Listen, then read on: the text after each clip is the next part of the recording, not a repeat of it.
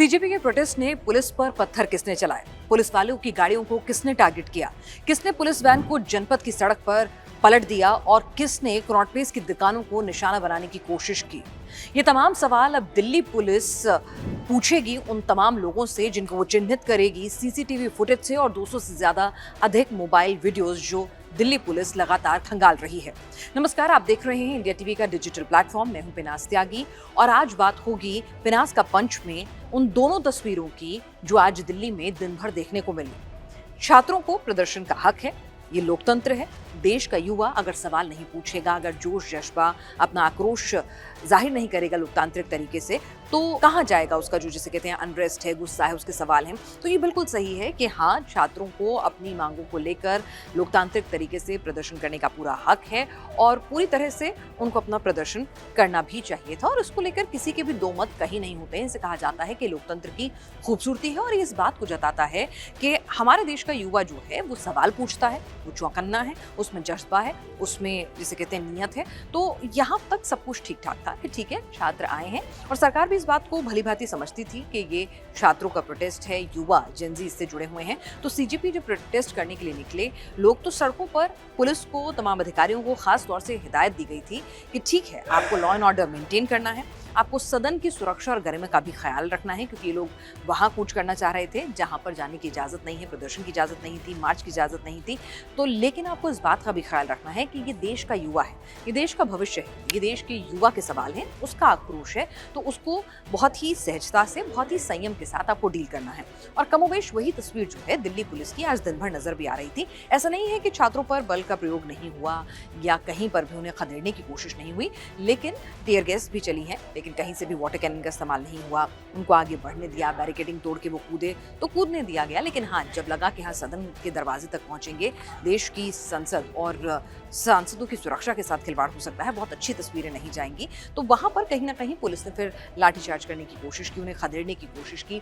कई जगह ऐसा भी हुआ कि पुलिस के साथ सीधा टकराव हुआ, तो वहां पर लाठीचार्ज जो है उसकी तस्वीरें ज्यादा भी आ रही हैं और ये तस्वीरें आपके मोबाइल फोन पर दिन भर सर्कुलेट भी करती रही होंगी, क्योंकि एक नैरेटिव बिल्डिंग करने की कोशिश की गई। यहाँ पर ये तस्वीर नहीं दिखाई गई कि पुलिस किस तरह से संयम बरत रही है, पुलिस किस तरह से उनको अपना गुस्सा, अपना आक्रोश, अपना मार्च करने दे रही है और बहुत ही धीरे धीरे करके आपको खदेड़ रही है कि लॉ एंड ऑर्डर भी बना रहे, कोई असामाजिक तत्व, कोई शरारती तत्व जो है आपके प्रदर्शन में घुसकर जो है मौके का फायदा ना उठा ले। इस चीजों का भी ख्याल रखा जा रहा था। सादी वर्दी से लेकर जिसे कहते हैं सुरक्षा बलों के तमाम जवान जो हैं वहाँ पर मौजूद थे, क्यूआरटी तैनात थी, सब चीज़ें व्यवस्थित तरीके से चल रही थी और प्रदर्शन भी चल रहा था। इस बीच सरकार की तरफ से बातचीत भी चल रही थी, लेकिन शाम होते होते क्या होने लगा कि वहाँ पर सदन से, तो संसद की तरफ जो प्रदर्शनकारी मार्च कर रहे थे वहाँ से हट गए और वहाँ से उन्होंने रुख करना शुरू किया सीधे कनॉट प्लेस का, पार्लियामेंट स्ट्रीट थाने से कनॉट प्लेस का।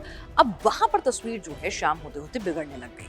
अचानक से पुलिस पर बहुत ज्यादा हिंसक तरीके से पत्थर बरसाने लग गए लोग, और जब पुलिस उन फुटेजेस को खंगाल रही है तो उसके अंदर जो निकल कर आ रहा है कि सीधे ऐसा नहीं है कि स्टूडेंट आप वो देखेंगे, आपको जिस तरह के लोग देखेंगे वो स्टूडेंट्स कतई नहीं है। उनके हाव भाव से, उनके चेहरे मोहरे से, उनके पर्सनैलिटी से आपको पता चल जाएगा कि ये लोग जो हैं वो स्टूडेंट्स तो कतई नहीं हो सकते हैं, जिस तबके से वो आते हैं, जिस तरह का उनका बिहेवियर है। तो जिस तरह से पुलिस को चुन चुन कर पार्लियामेंट स्ट्रीट से लेकर जो सीपी तक का जो पूरा एरिया है वहाँ पर किस तरह से पुलिस को चुन चुन कर टारगेट किया गया, पथराव किया गया, लाठीचार्ज किया गया, पुलिस वालों को धकेला गया, जो पेमेंट के रास्ते से जो क्यारियां जिस तरह से बनी हुई हैं सीपी के अंदर, इनर सर्कल, आउटर सर्कल में आप देखेंगे छोटी छोटी जगह क्यारियां बनी हुई हैं, तो वहां पर उनको धकेलने की कोशिश की गई। उनके ऊपर एक एक तमाम जो सो कॉल्ड प्रोटेस्टर्स थे वो चढ़ने लग गए। तो छात्र इस तरह का बिहेवियर करेंगे, ये बात किसी से हजम नहीं हो रही है और पुलिस भी अब इसी एंगल से जांच करने में जुट गई है कि आखिर किस तरह से स्थितियां जो है वो शाम होते होते ऐसी हो गई कि पुलिस से टकराव की स्थिति आ गई, पुलिस पर पथराव करने लग गए। जनपद पर आपने एक पूरी की पूरी पुलिस वैन पलट दी, 3 पुलिस की गाड़ियां जिसमें एक जम्मू कश्मीर की और 2 दिल्ली पुलिस की गाड़ियां हैं, आपने उनको नुकसान पहुंचाया, उनके शीशे तोड़ डाले। आपने 2 पुलिस की जो बस होती हैं उनको टारगेट करके पूरा उस तरह से पत्थर फेंके गए हैं ताकि उसका शीशा टूटे, अंदर बैठे हुए पुलिसकर्मियों को चोटें आई। तो ये कौन सा तरीका था प्रदर्शन का और ये कौन लोग थे? आपको बताते हैं, इस पूरे जो दिन भर का प्रोटेस्ट रहा और जो पुलिस के साथ हिंसक स्थितियां जो है उत्पन्न हो गई हैं, उसके अंदर लगभग 70 पुलिस वाले जो हैं वो घायल बताए जा रहे हैं। कई का मेडिकल हुआ है, जिन्हें फर्स्ट एड के बाद हल्की मरहम पट्टी करने के बाद छुट्टी भी दे दी गई है, और कई लोग ऐसे हैं जिनको फ्रैक्चर भी आया है। इस बात से भी इनकार नहीं किया जा सकता है, कई पुलिस वाले। और आपको बता दूं, डीसीपी नॉर्थ राजा भंडिया जो हैं उनको इंजर्ड हालत में वो अस्पताल पहुंचे। उसके साथ ही आपको बताएं, जनपद मेट्रो स्टेशन के बाहर जो पीसीआर वैन है उसको पलट दिया गया। डिनिप्स के भी ऑफिसर्स जो हैं कई, उनको चोटें आई हैं। एडिशनल डीसीपी जगदेव सिंह जो हैं नई दिल्ली के, उनकी उंगलियों में चोटें आई हैं। IPS rank officer additional DCP Anand Kumar Mishra के हाथ में चोटें आई हैं। साथ ही साथ कई पुलिसकर्मियों को फ्रैक्चर की भी बातें की जा रही हैं। 2 पुलिस वैन को टारगेट किए जाने की बात की जा रही है। ठीक है, तो आरएफ के भी कई जवान जो है वो घायल हुए हैं बताया जा रहा है। तो इसके अलावा साथ ही साथ पार्लियामेंट स्ट्रीट से लेकर जो सीपी का जो टी पॉइंट बनता है, सबसे ज़्यादा हिंसक स्थितियाँ वहाँ पर ही उत्पन्न हुई।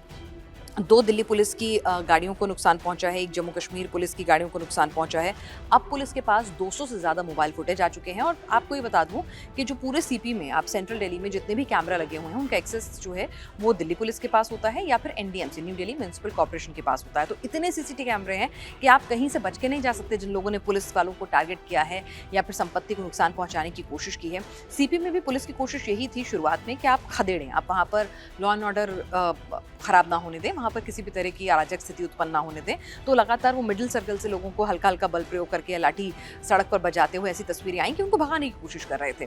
कभी वो इनर सर्कल से भगाते तो मिडिल सर्कल में चले जाते, मिडिल सर्कल से भगाते तो आउटर सर्कल में आ जाते, या फिर राजीव चौक मेट्रो स्टेशन में चले जाते। तो एक कवायद काफी देर से चल रही थी, लेकिन अचानक से क्या हुआ कि उन्होंने पुलिस पर पथराव करना शुरू कर दिया, दुकानों को टारगेट करना शुरू कर दिया। जब दुकानों पर टारगेट होने लगा तो पुलिस और आरएफ की जो पूरी कंपनियां थी, उन्हें फिर हल्का पुलिस बल जो है वो प्रयोग करना पड़ा। लेकिन अब पुलिस ये कह रही है कि भाई जिस तरह से शाम होते होते पुलिस को टारगेट करके पत्थर, लाठी, जिस तरह से उनको भगाया गया, दौड़ाया गया, पुलिस को अटैक करने की कोशिश की गई है, ये छात्र नहीं हो सकते। और जो तस्वीरें आ रही हैं, जो शुरुआती जांच हो रही है, उसमें वो कह रहे हैं कि ऐसा नहीं लगता है कि ये नीट की तैयारी करने वाले छात्र या फिर हमारे देश के कॉलेज में जाने वाला, देश का भविष्य ये युवा है। तो वो कह रहे हैं कि इसमें हर एंगल से अब जांच होगी। पुलिस ने कह दिया कि हम एक आदमी को सीसीटीवी फुटेज से चिन्हित करेंगे, आइडेंटिफाई करेंगे, उसका मिलान करेंगे। उसके बाद ये कौन लोग हैं, कहाँ से आए हैं, किस स्टेटस से ताल्लुक रखते हैं, क्या वाकई में स्टूडेंट हैं, और इन तमाम लोगों के बारे में पूरा इनका जिस कहते हैं हिस्ट्री निकाली जाएगी।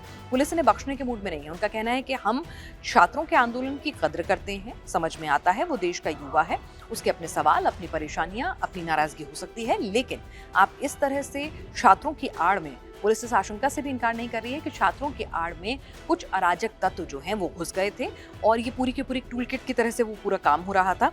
और इसीलिए पुलिस अब कह रही है कि भीड़ को किसने उकसाया, अचानक से ऐसा क्या हो गया कि भाई ठीक है, आप इतने एग्रेसिव हो गए। आप तस्वीरें देखेंगे ना, फेंक फेंक के पत्थर मार रहे हैं, पत्थर उठा रहे हैं, फेंक रहे हैं, मार रहे हैं। पत्थर कहाँ से आ गए इतने बड़े बड़े, लाठियां मार रहे हैं, पुलिस को खदेड़ रहे हैं, पुलिस को गिरा रहे हैं, और गिरने के बाद ये नहीं कि आप उठा लीजिए, एक के बाद एक उसको मार रहे हैं लात घूंसू से। तो ऐसी स्थितियां क्यों आ गई, कैसे आ गई, कौन थे, और इतनी संख्या में भीड़ जो है। जब आपने संसद तक मार्च किया, सरकार ने आपके रिप्रेजेंटेटिव को बुलाकर बातचीत कर ली, सब कुछ चल रहा है अपनी अपनी गति से, बातचीत भी चल रही है।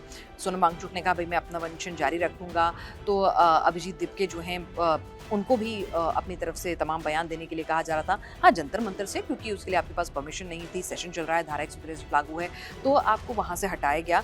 तो सब कुछ वहाँ पर आपको जो मंच था वो हटाया गया, तो सब कुछ वहाँ पर हो रहा था साइड बाय साइड। तो अचानक से ऐसा शाम होते होते क्या हुआ, वहाँ पर भीड़ कैसे मोबिलाइज होनी शुरू हुई, अचानक से इतनी भीड़ कहाँ से आई, भीड़ के पास पत्थर कहाँ से आए, ये कौन लोग हैं, क्या कोई व्हाट्सएप ग्रुप के थ्रू इस भीड़ को, जिसे कहते हैं, आपस में नेविगेट किया गया, कम्युनिकेट किया गया, ये स्टूडेंट्स हैं या कोई और लोग हैं, और साथ ही किसी संगठन या किसी पॉलिटिकल विंग, किसी स्टूडेंट विंग से ये ताल्लुक़ रखते हैं, कौन लोग थे, कौन इसको सर्कुलेट कर रहा था, किसी सोशल मीडिया प्लेटफॉर्म पर ये पूरी जानकारी साझा हो रही थी, किसने मैसेजिंग की थी। तो और इनको जब आइडेंटिफाई किया जाएगा 200 से ज़्यादा वीडियोस देखने के बाद और साथ ही साथ सीसीटीवी फुटेज देखने के बाद, ये कौन लोग हैं, तो उसके बाद पुलिस इन पर बाकायदा मामला भी दर्ज करेगी, क्योंकि कुछ केसेस जो होंगे वो पार्लियामेंट्री स्ट्रीट थाने के होंगे, कुछ केसेस जो होंगे वो आपके क्रॉट पेस के, नई दिल्ली थाने के भी आएंगे। तो उसी हिसाब से जिसके ज्यूरिडिक्शन में जौन सी एरिया आता है वहाँ पर मामला दर्ज होगा। पुलिस कह रही है कि वो इस मामले में प्रदर्शन करना आपका हक है, लेकिन इस प्रदर्शन की आड़ में अगर कोई देश की शांति को भंग करने की कोशिश करता है,